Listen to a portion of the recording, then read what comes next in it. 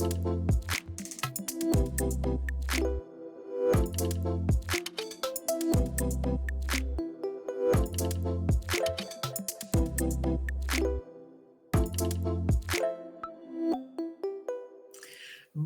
à toutes et à tous.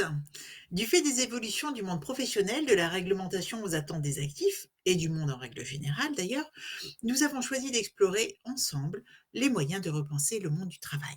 Je m'appelle Corinne Estelle-Guillemin, je suis entrepreneur et fondatrice de Plumenbiz. Notre métier, permettre à nos clients d'améliorer la productivité et la fidélisation de leurs collaborateurs. Tous les jours, nous accompagnons des dirigeants, des directeurs et des RH dans leurs enjeux en termes de ressources humaines, bien sûr, mais aussi de RSE ou encore de communication interne et de marque employeur. Avec notre live Bebuzz, nous vous proposons de rencontrer des hommes et des femmes de métiers qui vont partager avec nous leur vision et leur retour d'expérience sur des sujets clés.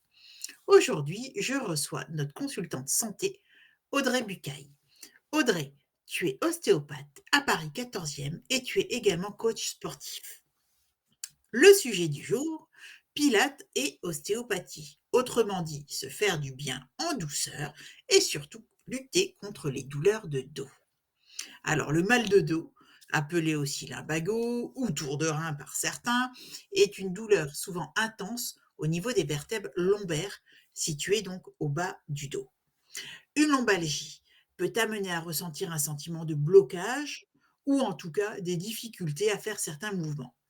Nous sommes tous concernés et exposés aux douleurs lombaires. En France, chaque année, il faut savoir que le mal de dos est à l'origine de un petit peu plus de 1 million de journées de travail perdues dans le secteur du commerce, soit l'équivalent, excusez-moi, de 5000 emplois à temps plein. J'ai du mal parce que les chiffres sont quand même conséquents.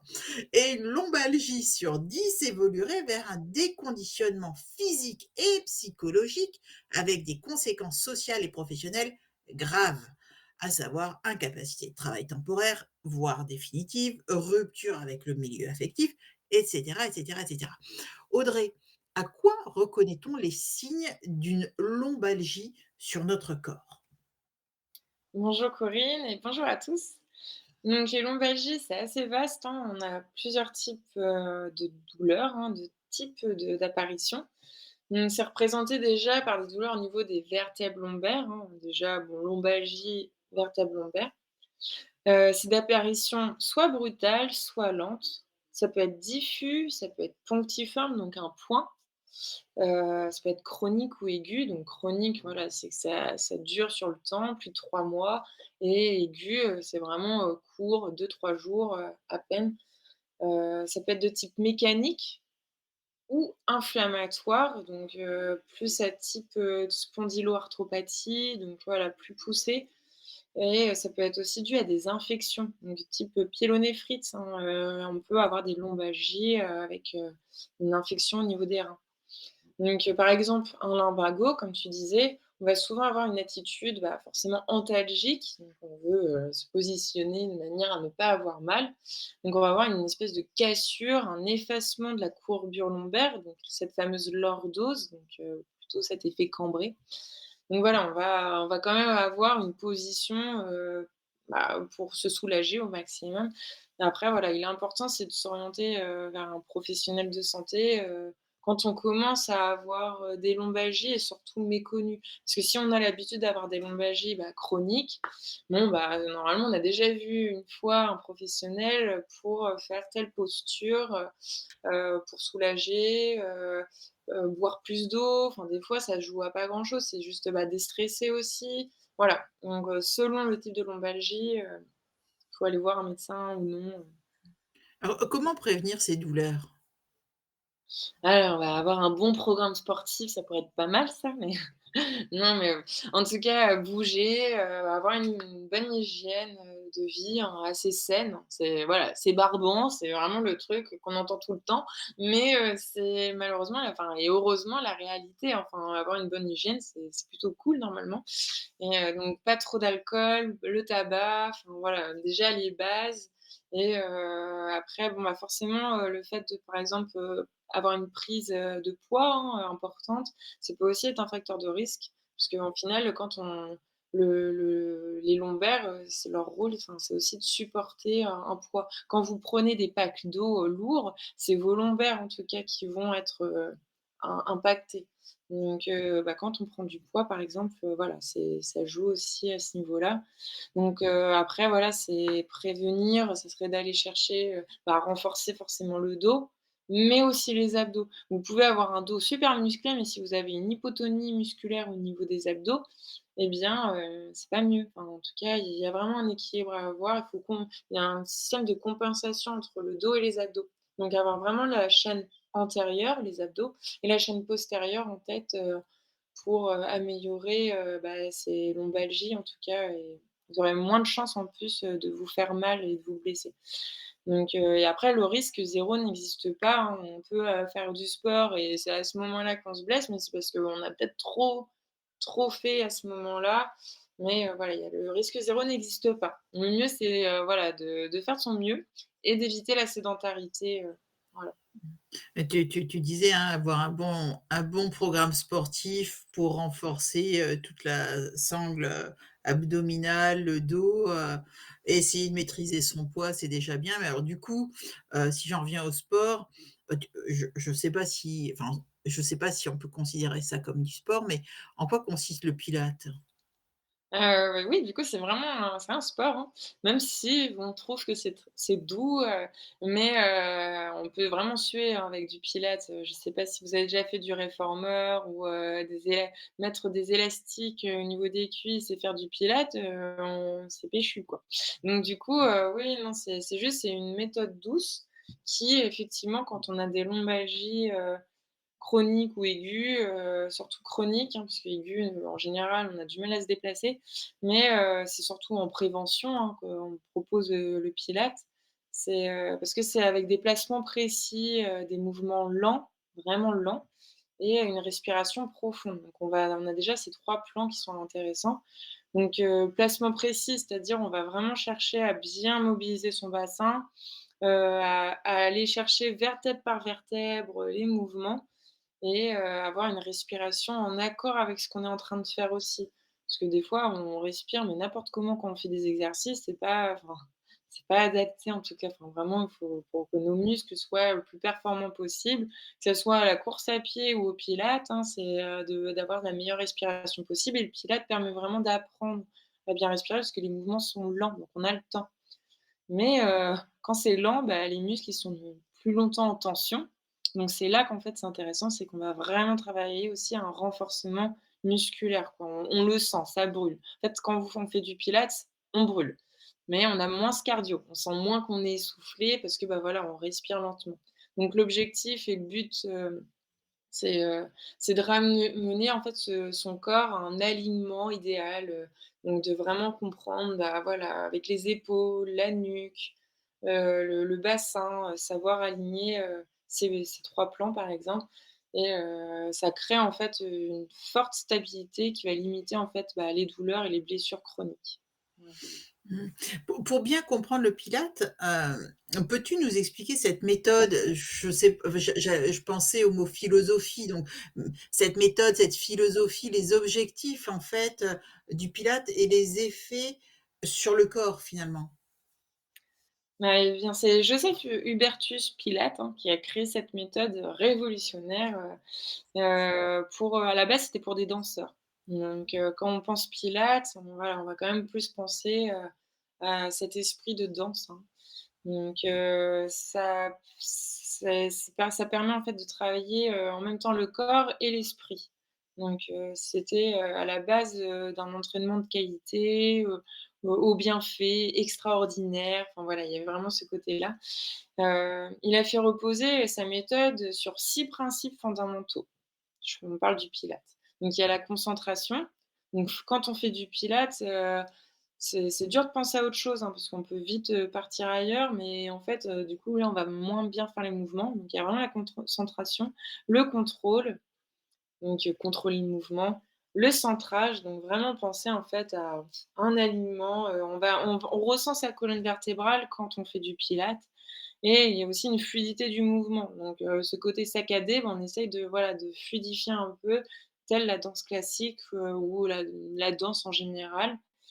On va chercher jusqu'aux doigts, en fait. Donc on va même avoir, cette sensation, du bout des doigts et du bout des orteils aussi quand on fait du pilates. Donc c'est intéressant parce qu'on oublie vraiment les extrémités quand on fait un sport en général, on n'y pense pas beaucoup.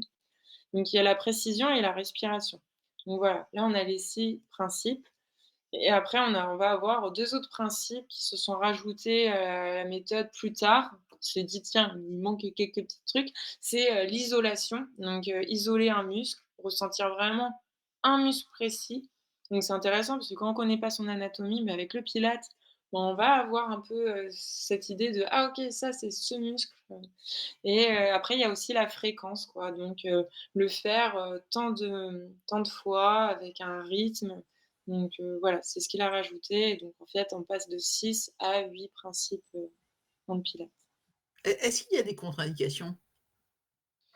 Non, il y en a vraiment pas, ça serait, en fait, il y a tellement de niveaux au niveau du pilates que même une personne qui a vraiment des douleurs, très aiguës pourrait faire, des petits mouvements. En tout cas, ça se base sur, être des positions au sol. Après forcément, si on n'arrive plus du tout à bouger, enfin, il y a un moment aussi, un équilibre à avoir.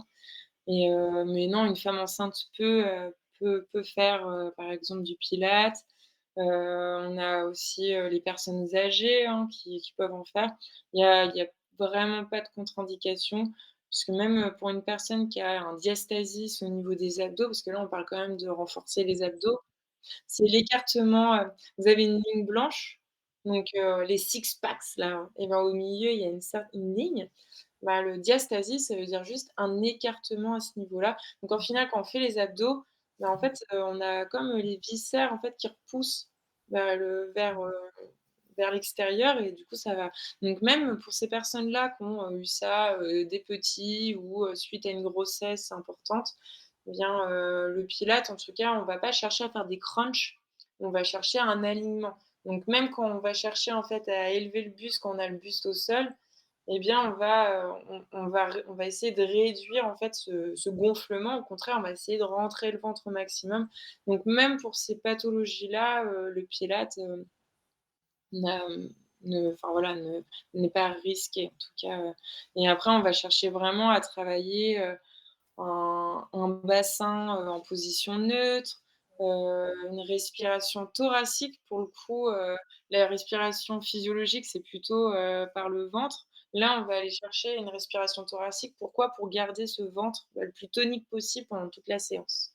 Donc voilà, il y a toute, une posture à adopter, des épaules basses, une nuque allongée.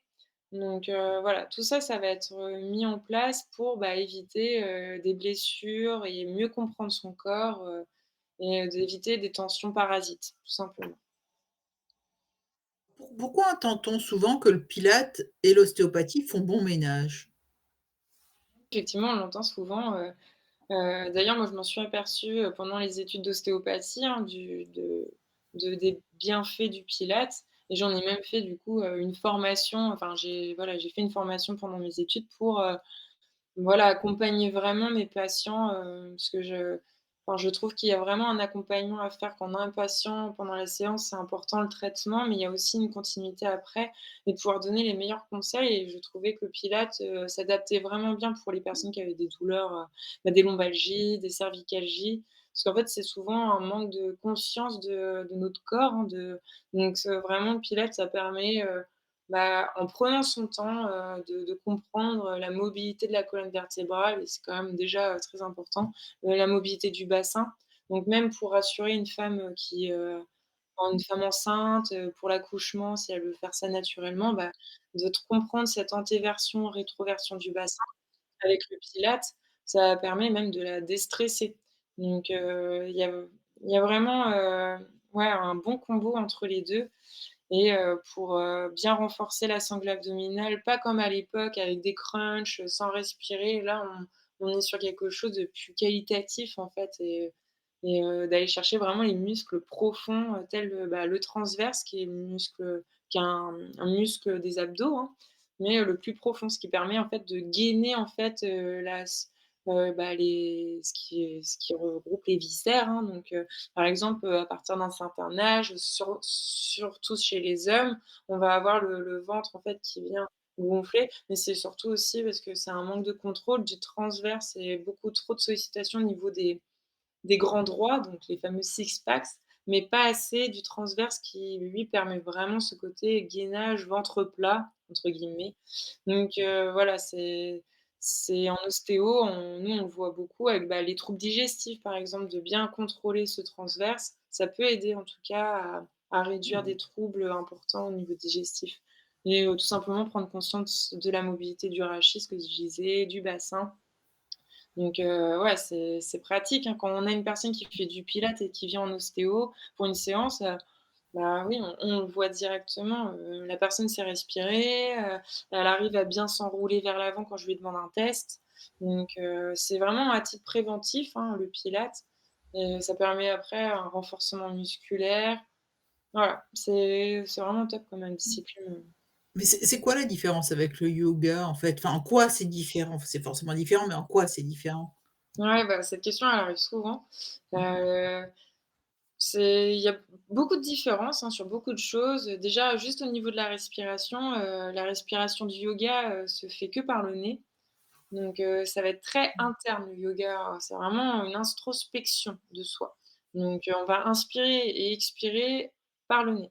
Le pilates, on va inspirer par le nez, mais par contre, on va extérioriser par la bouche, comme si vous voulez faire de la buée, en fait, donc ça va être un souffle chaud. En général, on zappe un peu l'expiration, on dit que c'est par la bouche, mais c'est surtout souffle chaud pour aller chercher, bah, le ventre. Plus on va aller faire, un côté, comme de la buée, plus on va aller, plus profond au niveau des abdos. Donc déjà, au niveau de la respiration, il y a un changement et le yoga, il va engager beaucoup plus le côté spirituel et on a fait les fameux stages de yoga, sur 4 jours. C'est pas rien, c'est parce qu'il y a aussi, un côté, un régime, ça s'accompagne d'un régime souvent alimentaire spécifique, donc les jeûnes intermittents ou plus. Donc il y a vraiment un petit rite, derrière le yoga et après on a aussi la souplesse qui est mis en avant au niveau, avec le yoga. Le pilates, c'est différent, ça va être vraiment ciblé sur un bon alignement, du bassin, le gainage de la sangle abdominale, un contrôle du périnée, donc il y a vraiment un peu ce côté fitness qui est derrière le pilates quand même, hein. On est plus sur, ce côté, je veux un renforcement musculaire adapté à ma santé. Le yoga, on part vraiment plus sur quelque chose de bien-être psychique et physique aussi en même temps. Le pilates, il y a quand même ce corps-esprit, hein, dedans, bah, avec ce contrôle, mais c'est vraiment pour avoir cet alignement interne. Donc ça rejoint vraiment les danseurs, la danse classique et on va utiliser aussi, bah, des accessoires, le mini ball, les élastobandes là pour avoir une résistance, pour, travailler plus les fessiers. Le circle magique, c'est un espèce de cercle pour aller travailler les pecs, pour aller travailler le périnée, les adducteurs. Donc il y a des accessoires, voilà. Contrairement au yoga, on reste très minimaliste, c'est un tapis, heu et voilà, enfin, c'est des limite, oui, des bandes pour, pouvoir aller travailler vraiment la souplesse en attachant le pied, mais c'est vraiment minimaliste. Donc il y a une petite différence quand même entre les 2 et bah, chacun trouve son compte, voilà. Mmh. Merci beaucoup Audrey. Je ne sais pas si nos auditeurs, ont fait comme moi, ont essayé de respirer en même temps que tu disais, faites de la buée, j'en sais rien. En tout cas, merci beaucoup. Notre live se termine. Un immense merci à tous d'avoir été présents, pour cette, discussion, cet échange avec Audrey autour de l'intérêt du Pilate pour prendre soin de son dos et de soi tout simplement et puis cette complémentarité avec, l'ostéopathie. Donc merci encore, à toi Audrey pour, tes super conseils, les exercices que tu nous as, indiqué de faire. Nous avons bien noté vos questions et nous vous répondrons dans les prochains jours. Ne manquez pas nos prochains, rendez-vous Bibuzz avec Audrey sur la santé ou, sur d'autres, sujets. En attendant, vous pouvez retrouver les articles d'Audrey sur notre blog Plume and Biz. Vous pouvez également, voir ou revoir nos replays, des Bibuzz sur notre chaîne YouTube. Surtout, prenez soin de vous, gardez la forme, soyez heureux. À très vite!